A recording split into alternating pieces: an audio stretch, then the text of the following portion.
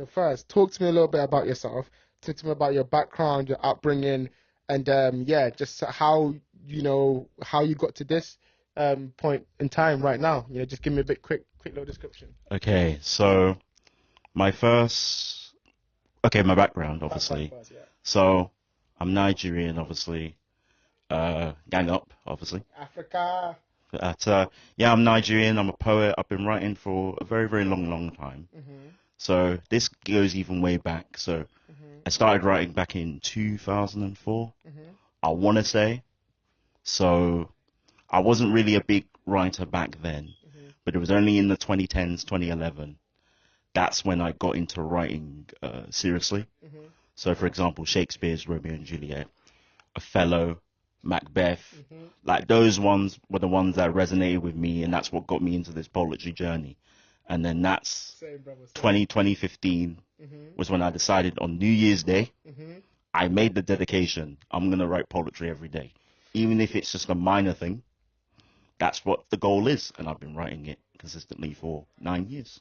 That's amazing. So you're saying Shakespeare, Othello, and all those people. Talk to me more about that. What was like the first Shakespeare thing? Why did it resonate with you? You were saying.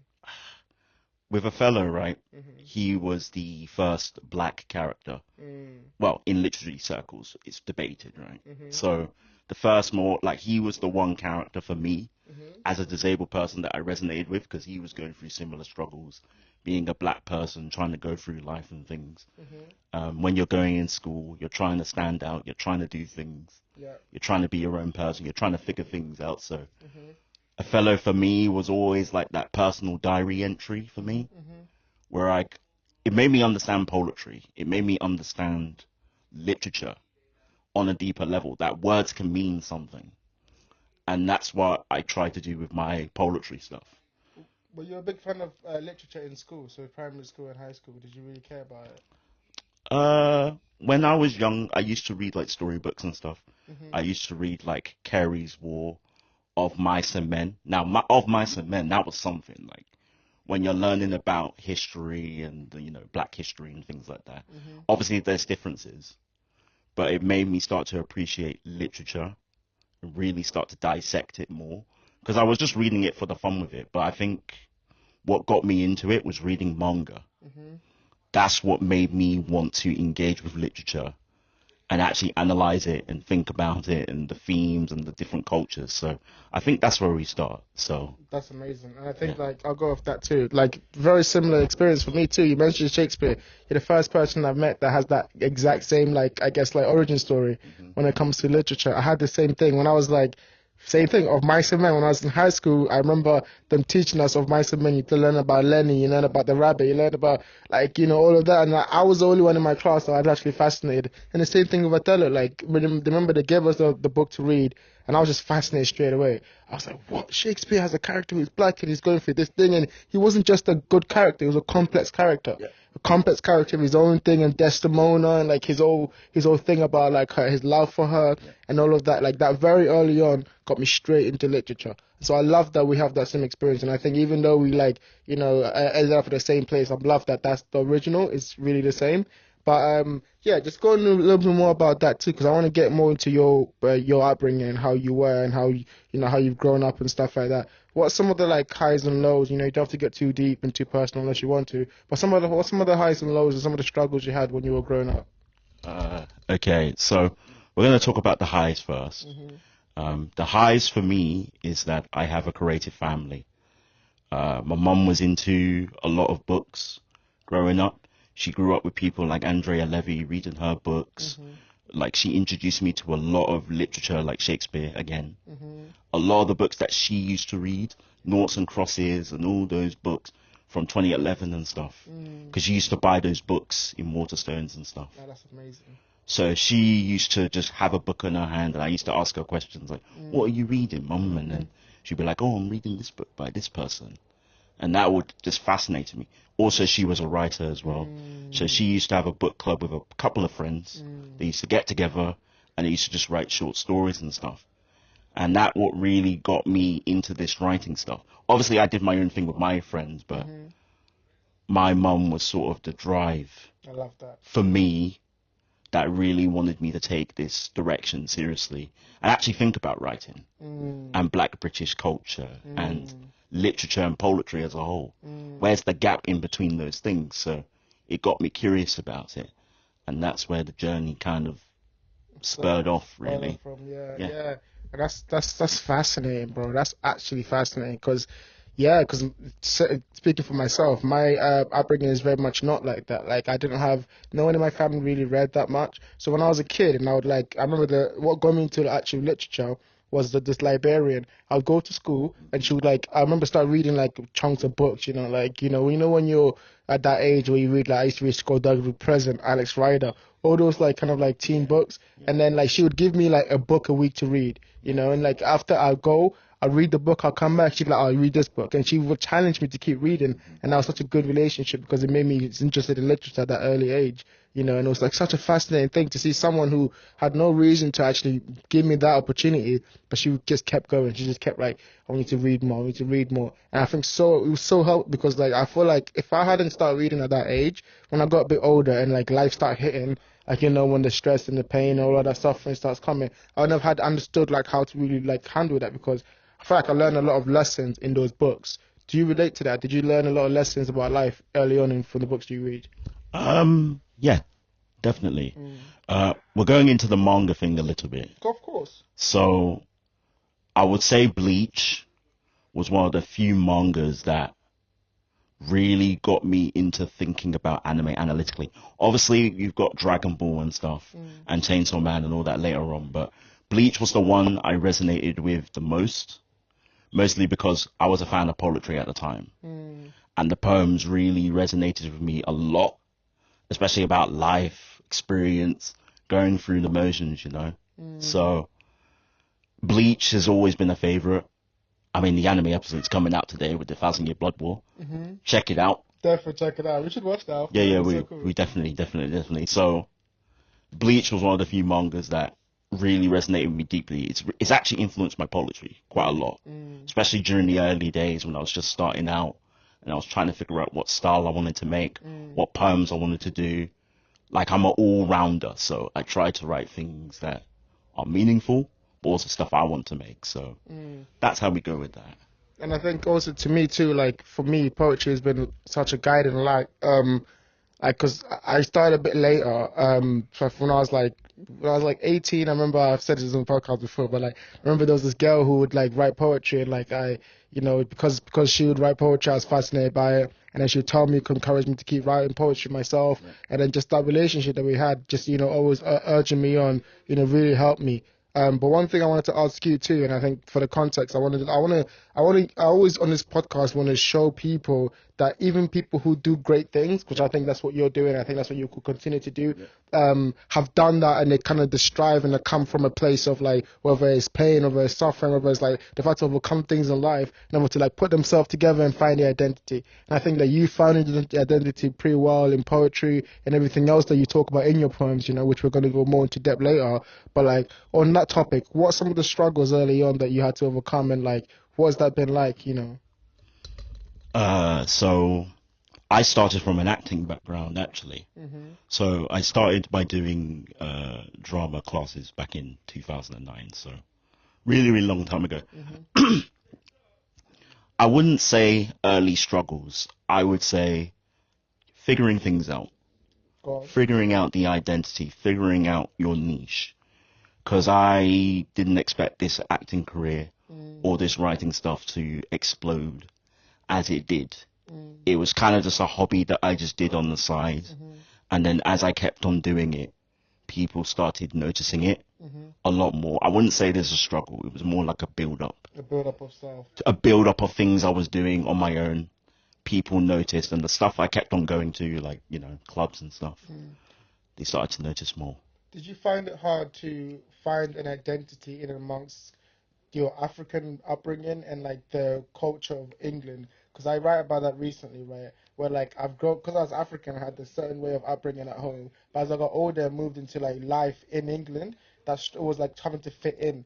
Was that kind of some of the struggles you had, or was it more different? No.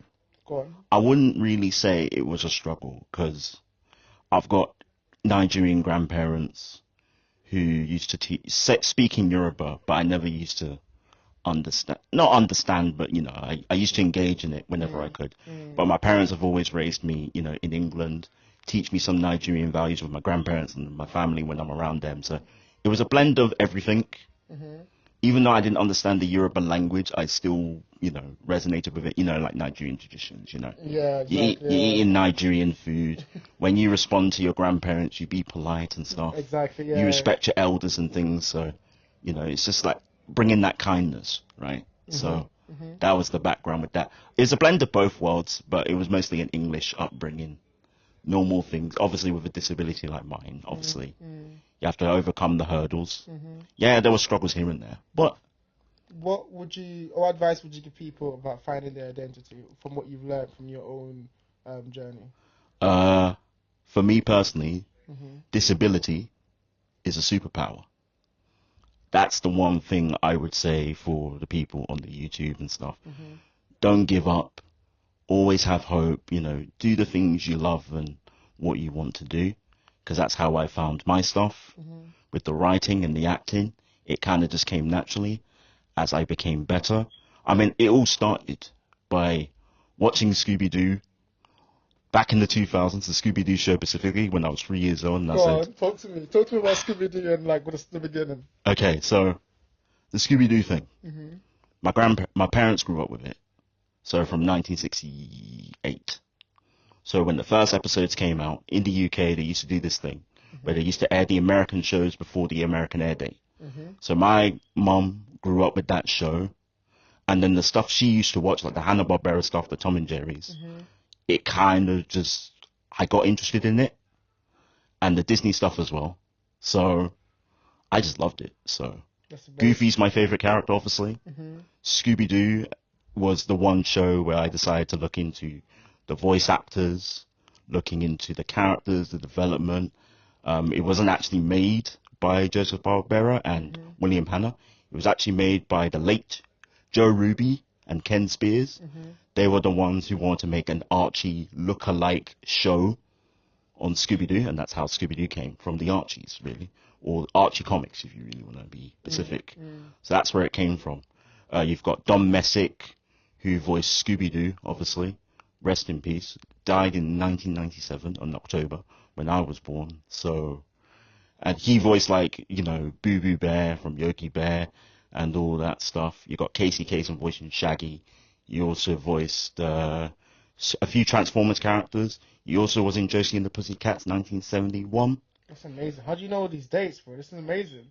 When you go on Wikipedia and you're doing too much research with a lot of free time, you do all that stuff. You do all the research and you figure it out. Yep. But before we move on to, because I do want to get into poetry, because that's like what we have most in common, but you mentioned acting and voice acting. So talk to me a little bit more about that. What was interest to you about those things? And obviously, I don't know if you've not switched, you still continue to do acting, but like, has the focus become poetry, or is it kind of like balancing those two now? Good question. It's a bit of both. The voice acting thing just kind of came from an interest of watching Scooby-Doo and all that stuff. Scooby-Doo show, watching it on Boomerang. So that was the one drive that really inspired me a lot to do it. And then when I did acting classes, you're figuring things out, you're reading Shakespeare for the first time. That's where the voiceover stuff came from. And actually, fun fact, funny little story. So my first voice impression that I ever did when I watched on YouTube was Yogi Bear. Very first one. Can you do it for us? Okay. Okay, go ahead. Go ahead. Hey, my name is Yogi Bear. I am smarter than the average bear, and I'm on the Jeffrey Sproggy podcast. Thank you so much. You're welcome. That's amazing, bro. Thank you so much, man. But yeah, that's brilliant. I feel like and I know you still continue to do acting, and when you start doing your shows, I've already said I'm going to be right there front row, because to support my brother, because come on, bro, the journey, brother, the journey.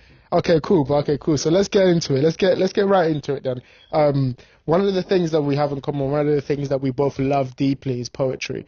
And like our ability to for me, poetry is like, man, that's like one half of my heart. Honestly, it's like the ability to take words and like phrases and like, you know, like you were saying about Shakespeare and all these things. It's like learning how to be a person almost, you know. You can like, your feelings are kind of like expressed from you. It's like, you know, you don't even like feel it until it's in time for inspiration, and then it's just like it all comes out of you at once.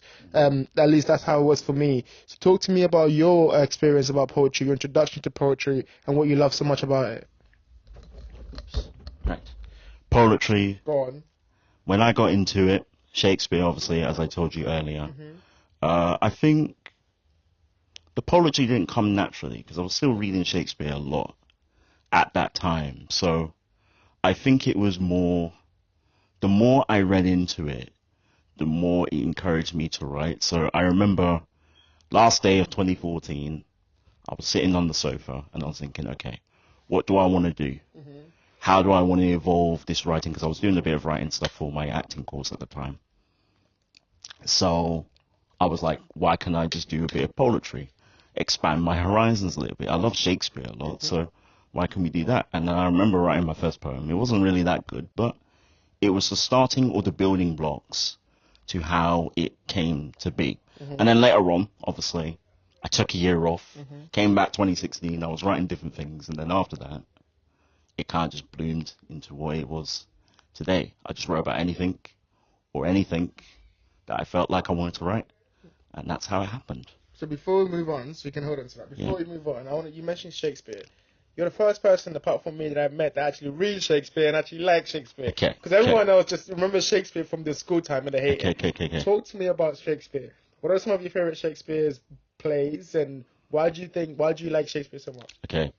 To be or not to be? Ooh, that is the question. There you go. The strings of arrows of outrageous fortune. Sorry, go on. So basically, with Shakespeare, I like it a lot. I think he was just a natural actor, really. He was the guy that resonated with me a lot and influenced a lot of my choices with my acting and writing. So it taught me how to sing. It taught me, like, not like how to sing, but how to conduct myself professionally. Especially when you're an actor, you're learning how to stage. You're learning about how the process is and how Shakespeare did his thing. And then it made me want to analyze his writing a bit more, because he's talking about a lot of things. Identity, gender, and love, especially love, like literally like life itself. Depression, all these characters. Like, man, what is your favorite Shakespeare play? Or the one that you resonate with the most? The one I resonated with most was Othello and Macbeth. Like, those ones, iconic, classic characters. The struggle between family and independence, and Othello being a hero of his own story, only to, tragically pass away. Yes. We all know why, if you've read it. Yes, exactly. But he was the one that I was like, man, this guy's really cool. Yeah. I want to be like Othello. That's what I thought at like 12 years old. Without 13. the ending, but yes. without the ending, but the stuff he was the strangling of your love interest. The stuff he was doing, though. Yes, absolutely. Really inspired me to actually pursue this poetry journey, and it really made me want to do it. I mean, yeah, that guy Shakespeare's a god. Yeah, literally, I'll go off that, man. Honestly, like, I think that he doesn't get enough credit, even though he's like, everyone knows him, everyone says his name. It's kind of gone, and I think this happens to every great artist. They'll go over high, and once they're gone, people start looking at their work as if, oh yeah, it was obvious. But what Shakespeare does, and like for me, my favorite one, to answer my own question, is Hamlet. Like, his ability, like Hamlet character, the Hamlet himself. Obviously, there's a whole kind of journey about his. He's the archetype. But literally, he's the archetype. Go off that. Like, Hamlet is basically the protagonist, the archetype, sort of like the anti-hero. He's not really a villain. He's not really a hero. He's like neutral in his own space, doing what he thinks is right. And especially that ending. That ending, man. You've got so many questions. Oh, no. Especially that ending when Hamlet goes. And then it's just his servant left. And then it's like, what if Hamlet was a good guy? And he was actually treated with respect. Like, Hamlet was only doing what was best for his mother and his family. Like, he didn't like the uncle. He just wanted his mother to just date his father and be happy and just have a good family, man. All because of, like, royal corruption and everything. it's just like there's so much to Hamlet, and I'm still learning even now. Like it's even related to real life as well, because when you look at it from Hamlet, and when you analyze the story, and when you analyze it to modern times, so many things like heartbreak, different families and dynamics. Like there's so many things that Shakespeare was able to weave in, and you can relate to that. And especially when I read it, when I was trying to figure out my poetry, and when I was trying to figure out my own things, I was like, man, life is something, I tell you. Especially as a disabled artist myself, doing his own thing. You're trying to figure things out, and then trying to write your poetry and get it out to the world. It's a difficult thing. 100%, 100%. And like, honestly, like you're right. I think Shakespeare is like he's able to put his finger on life and human beings on a level I've never seen any artist able to do. Like his ability to like really tell human stories. He has this incredible way. Yes, he has those like words and way of language he uses, but if you really pay attention, he's writing poetry as prose, and it's like, honestly, his ability to reflect the characters, understand human people, understand human emotion, like the breadth of it, the range of human emotion you can feel, and the range of human emotion you can touch on is actually incredible. I absolutely love Shakespeare and his ability to like just take everything that he's doing and kind of build on it. And actually, speaking on that, I know we relate Shakespeare to poetry, so let's go more into poetry then.